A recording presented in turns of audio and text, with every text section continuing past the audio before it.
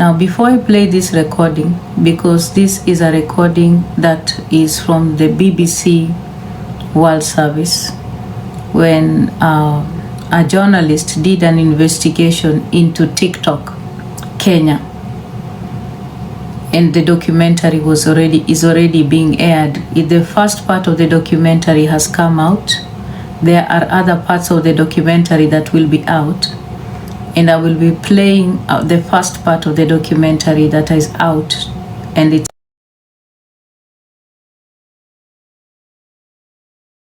Hello guys, it's your girl Patience Status. Welcome and welcome back to my YouTube channel. If it's your first time here, make sure you hit the subscription box and put on the notification bell so that you don't forget anytime I post a new video. Remember, I'm the queen of online gossip. So welcome to today's video. Don't forget to give it a like and leave a comment on the comment section.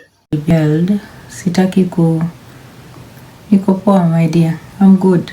Just exhausted but I'm good. Tapuru, sitaongea sana na kelele guys. Najua mnasema sauti kwaje. Si mnanisikia vizuri?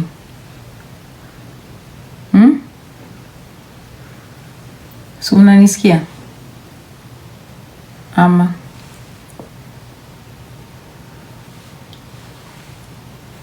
okay, good. Kama niko sawa guys, I need us to tap until 20k. I have a recording that I need to play for TikTokers ndio wasikie. Sawa, mtanisamehe kama niko na kitu ya kusema, huwa nazisema at my own time. I don't do them at the time or the discretion when people want me to do them. So let us tap and reach at least 20 or 25k, because the lives nowadays are not really held kama hakuna nini.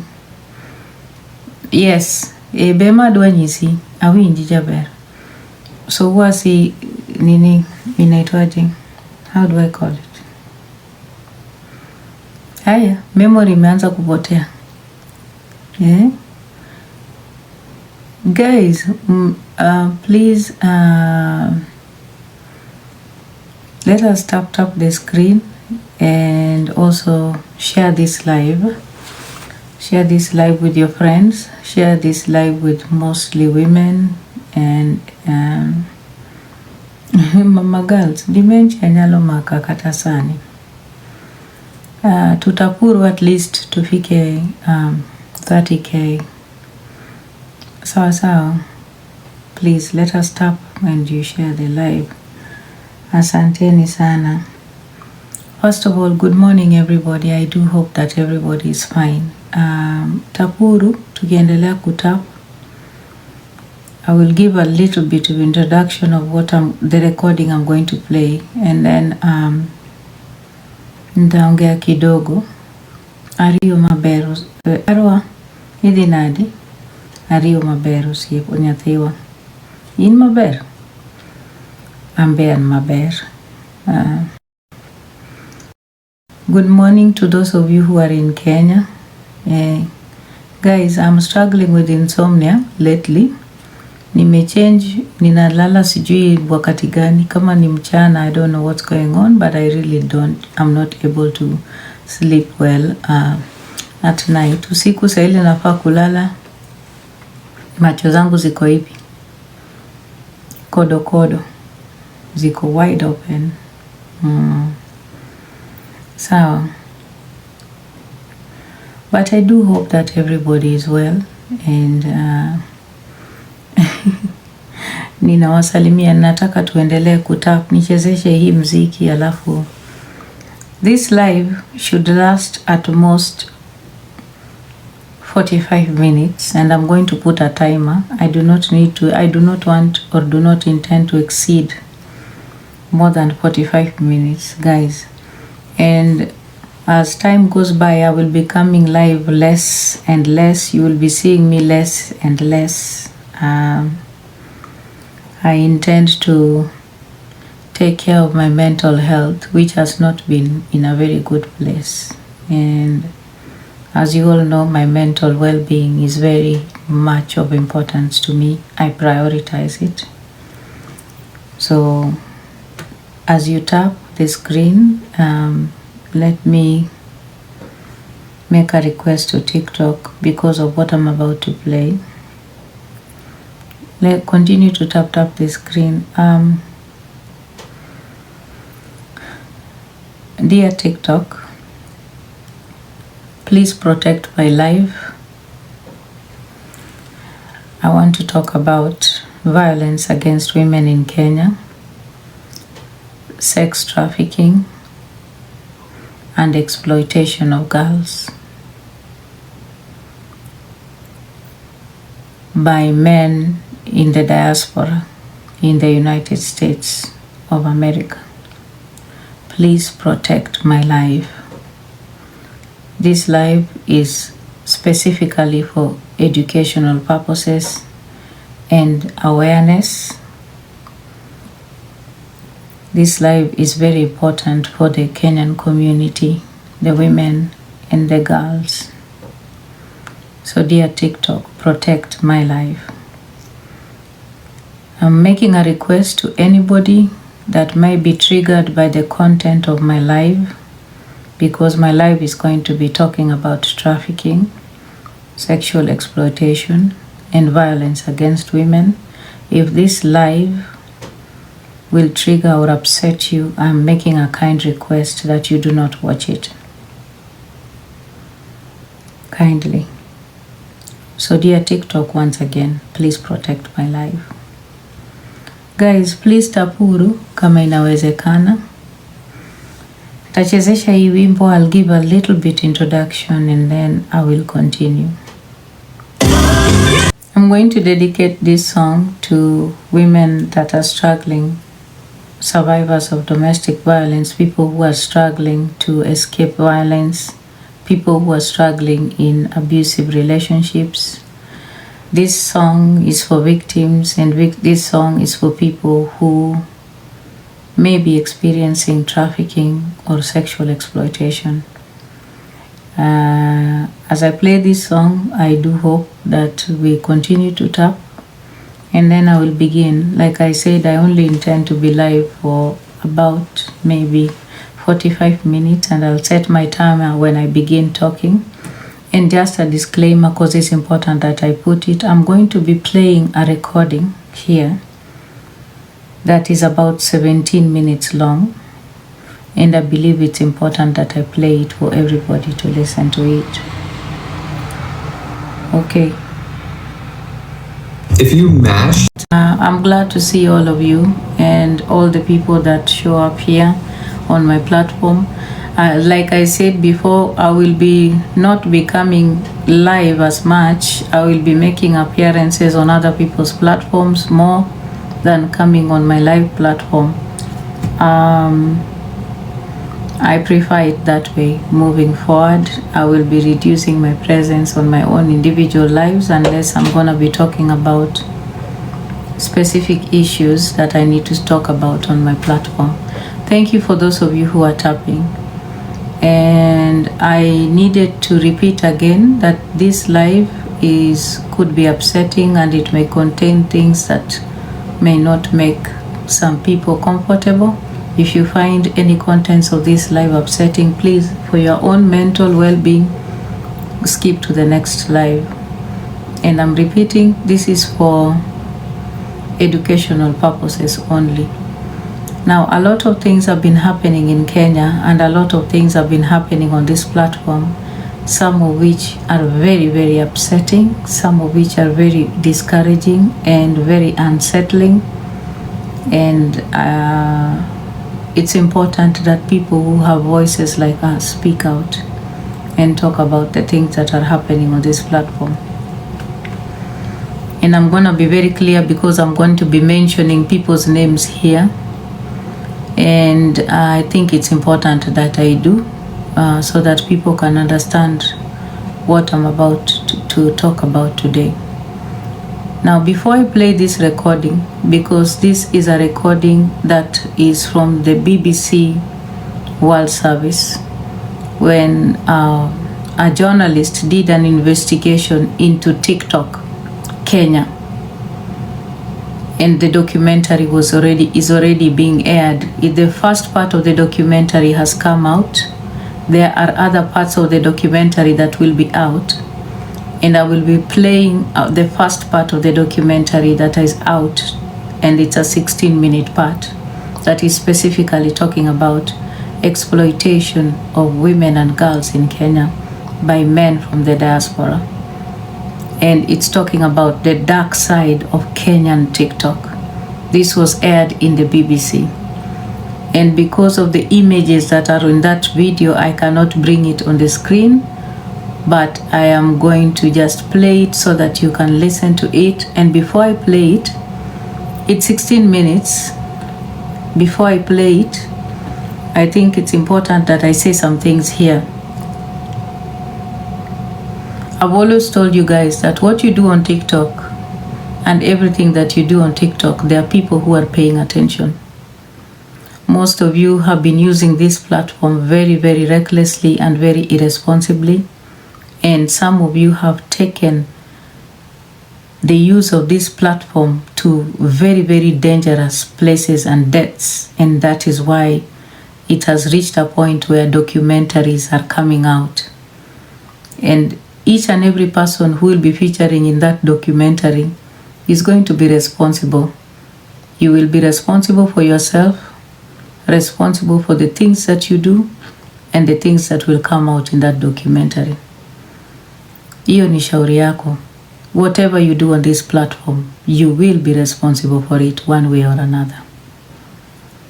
So I wanted to mention a few names here and just highlight what has been happening on this platform before I play the recording. Give me a bit, like 5 minutes.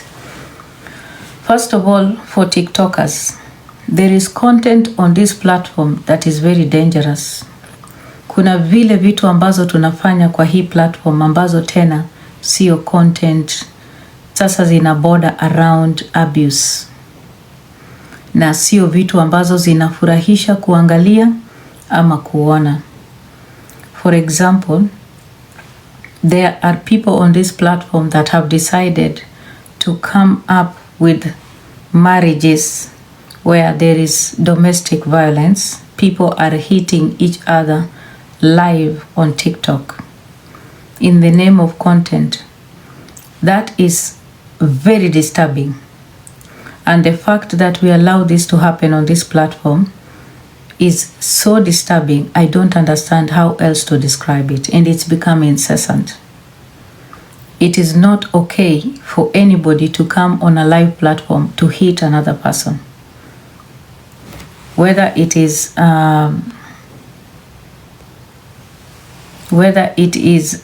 content, whether you are having fun, there is nothing beautiful about hitting another person on live.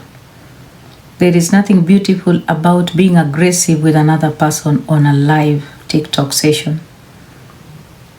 There is nothing beautiful about that. There is nothing entertaining about that. Nothing at all. None whatsoever. And I think it is the desperation and the hunger for money and the desire to make quick money that is driving a lot of the young people on this platform to do things which are deemed unfathomable to me. It is wrong. When we see something wrong, we are supposed to call it out. It's important for us as people who have voices or people who are perhaps enablers of this behavior in one way or another. Because when you give money in a platform like that, when you send gifts in a platform like that, when you tap the screen on a platform like that, when you share live on a platform like that, you are an enabler of bad behavior. That is what you're doing. That is what is happening. So it doesn't matter if they are doing it for fun. The fact is there are triggers that come with their behavior. There are people who are struggling with domestic violence. There are people who are actually survivors of domestic violence. There are people who lost their loved ones through domestic violence.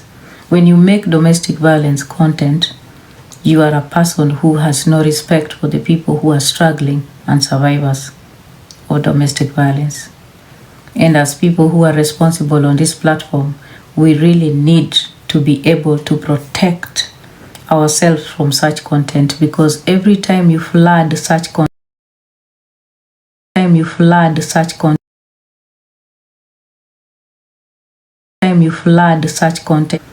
I do understand that there's a lot that comes with violence and chaos on this platform, but we are now bordering and entering dangerous territory. Kenyan TikTok is now being featured in BBC International, and we are not being featured in a good way. And I believe this documentary is a part series that is going to bring out the darker side of Kenyan TikTok. I'm going to play it for you. I want to talk about Hannah Benta and Samir. And I hope that people can pay attention to what I'm going to say. First of all, I have always said it, and I'll repeat it again, that Samir is a very abusive person and also very narcissistic and manipulative. But there's a problem. When this same individual picks on the same women and the cycle is repeated, there is a problem. Because I can assure you, if you pay attention, when a person who is a psychopath, a person who craves for attention, usually what is happening with people who are abusive, they like attention. Perpetrators of abuse love to seek attention, and they get that attention using whatever means possible that they can. And that is what Samir is now doing, and he's toiling and tossing about like a dangling carrot. He's hanging a dangling carrot to Hannah Benta and to this other lady called Sabrina. That is what he's doing, and they are falling for it. Okay? They are falling for it. Oh, let me block this dog. Wait.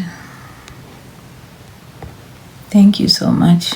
Toka hapa rakaraka. Sitaki kuona chokoras kwa live yangu. Again, let me just say something. This live is for educative purposes. Do not come here to comment ujinga. Kama hauelewi kizungu ama hauelewi kile ninachosema, enda utafute live za Mboro na Kuma huko. Sawa? Don't come here na hiyo utakataka zenu. Kama natafuta live pale watu wanaongelelea mavuzi, mafudhi, sijui manini na matiti, pita uende huko hiyo side. Ama uende kwa live ya Big Daddy ya kuonesha lama kwa kichwa yake. Don't come to my live with your nonsense, because I will block you. Me, I'm not interested in followers. Meskia, I don't intend to keep followers on my platform. I intend to be with the people who want to be with me. So usikuja hapa na ujinga. Sawa? Thank you. Respect yourself.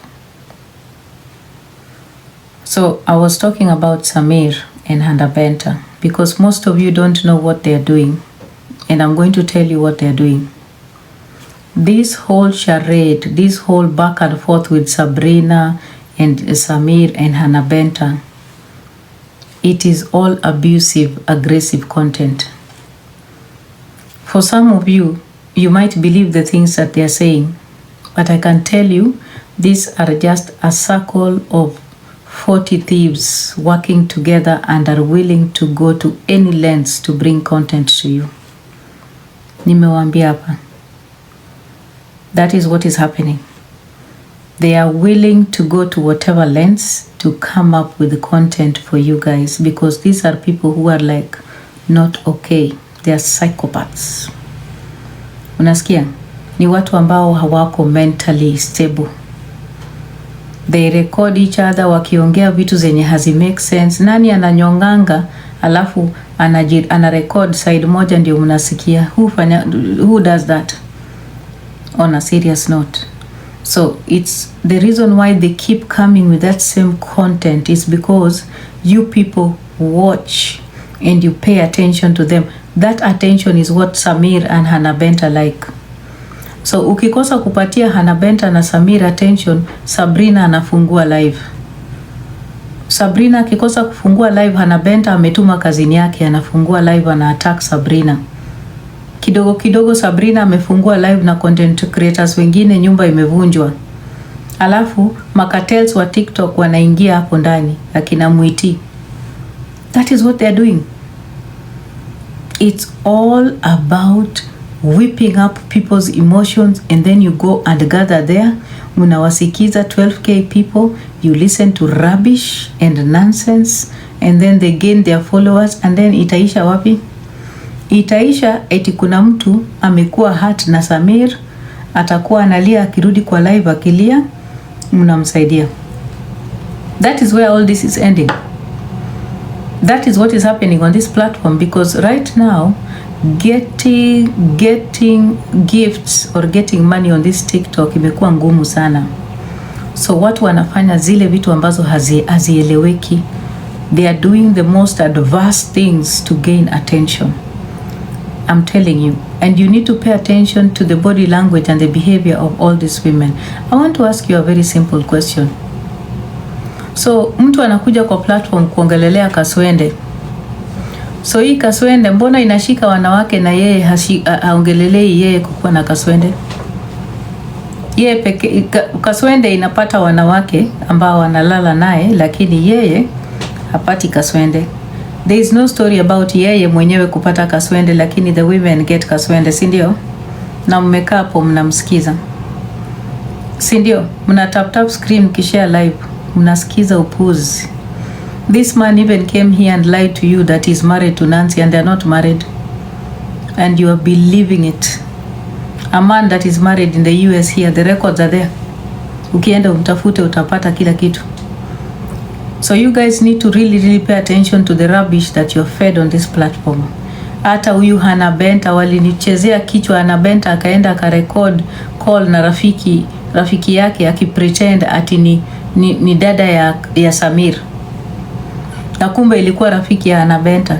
Ati akarecord call alafu ananitumia ati baba ya Samir ni mgonjwa na Samir halipi bili ya nini ya babake hapo kwa hospitali. Did you ever get to see even his father? Uliona huyo baba yake? Ulisikia pali alifika alipokuwa mgonjwa? Walifika wapi? Mulisikia story pali ilifika? No, you didn't. Because it was all lies. Things they have made up. These are people who record themselves. They go and do groupies and they record themselves. And let me tell you what is happening before I play the recording about the BBC.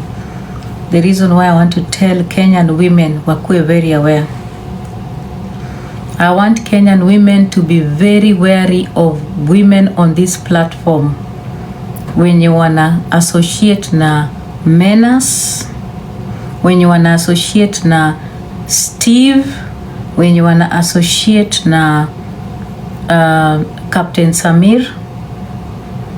Unasikia hizo majina nimetaja? Mtakuja kujua in about a few days when the next part of the documentary itatokea. There are women on this platform that are being used by men in the diaspora kutafuta wasichana wadogo kuwabaka Kenya. Na mimi nimesema mkuwe makini na wanawake ambao wako na platforms hapa. The business that they are doing is way more dangerous and dirtier than what you can expect. It is not just that they are in a relationship. This thing that kina Samir are doing is a cover up. Samir, Menas, Steve wana travel nyumbani kwa sababu wanatafutiwa wasichana wadogo kuwatumia na kuwabaka. That is what is happening. That is why they are targeting those large platforms. So don't be fooled that ati hii kitu wameleta hapa wameleta kwa sababu gani. No, it's a cover up. Umesikia? It's a cover up. And I'm going to urge you as I play this recording, nikimaliza hii live, muende mkatafute BBC documentary. Kwa hiyo documentary ya BBC kuna sauti ya Cindy, kuna sauti ya Steve, mpaka live ya Steve ilikuwa recorded, iko kwa documentary ya BBC. So I'm gonna play for you that documentary. And I want you to understand that as we continue going on, people are going to continue being exposed, and it's on an international level. I warned you people one time here about a documentary. Mkasema, oh, nothing is coming up. Hakuna kitu. Guys, if you know you ever stole even money on this platform, you will be in the news very soon. Because it takes work to bring out documentaries. It takes research. And so because of the images in this documentary and real people who are talking in this documentary, I can't put the recording live, but I want you to listen. Because it's important that you listen. I have told you there is something very dirty about men leaving the US to go wakifanya magrupi na mathreesomes. It is not normal for a man in the US to go to Kenya ati anaenda kutafuta kutombwa Kenya. It is abnormal. The reason why they do that is because in the process of doing that, they are being brought for wasichana wadogo wadogo. Na leo mtaelewa kwa nini kina Big Daddy wanatengeneza malives za wanawake kuonesha matako. So listen keenly to this documentary. It's 16 minutes and I beg for your time so that you can understand. Let me go to it.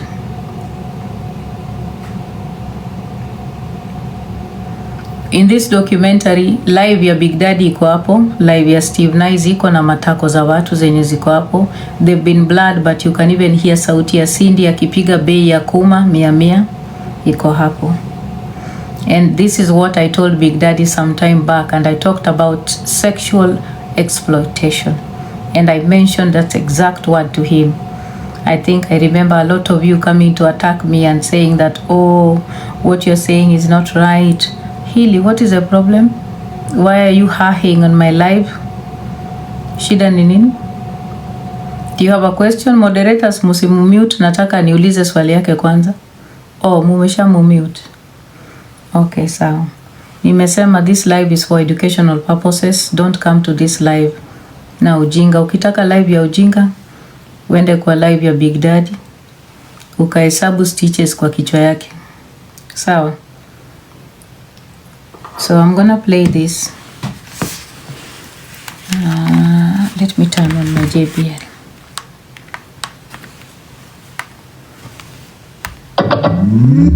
And you'll forgive me, guys. I get exhausted a lot nowadays. I might be sitting down from time to time. Thank you, my mods, for doing a good job.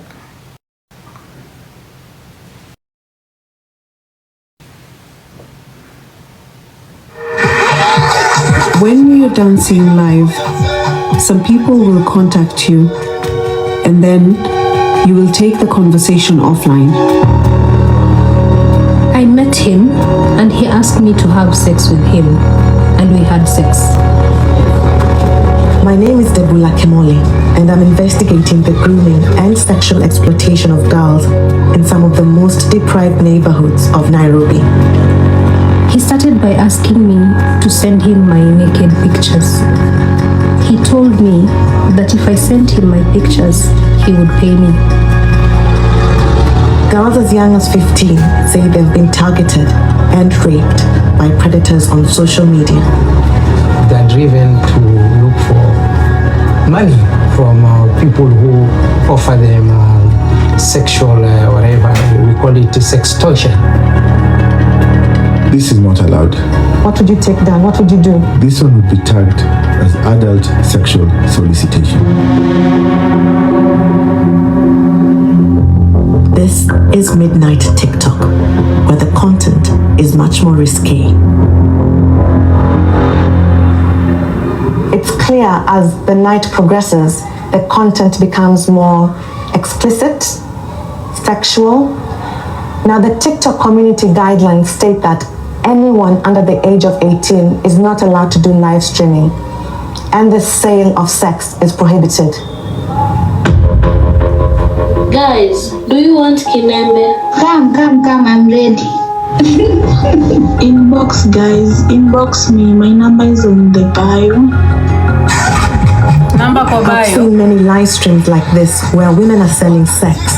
I've also heard that children are being targeted by so-called digital pimps, men who are grooming girls online and selling them for sex. In Kenya, the age of consent is 18.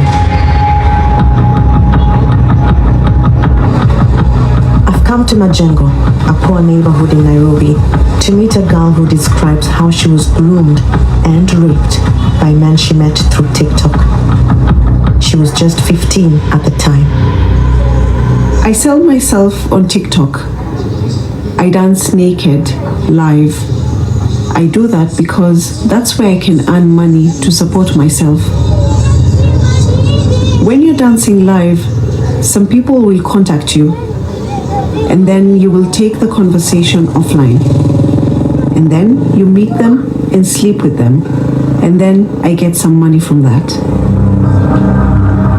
It was through her older friend's account that she was able to get onto TikTok, the same friend who introduced her to her digital pimp. If you do this, then he tells you he will meet you. After you sleep with him, he says, okay, let me think about it. You will get a message through my brother. The brother will then tell you if you got the job or not.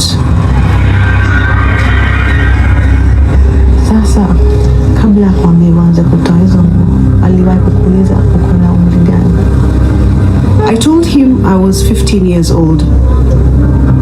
He said it is okay, and he loves young girls below 18, and he gives them work. She had to share any money she made on TikTok with her pimp, who was promising to bring her thousands of followers. TikTok would also be taking a cut. Let's say you get 3,000. You have to split it down the middle because he's there and he's following you. Because you don't know what will happen if he... So thank you so much for watching the video to the end. Remember to like, share, comment, and if you have not subscribed, please make sure you subscribe and put on the notification bell so that you know every time I post a new video. So guys, thank you. I'm gonna see you on my next video. Bye.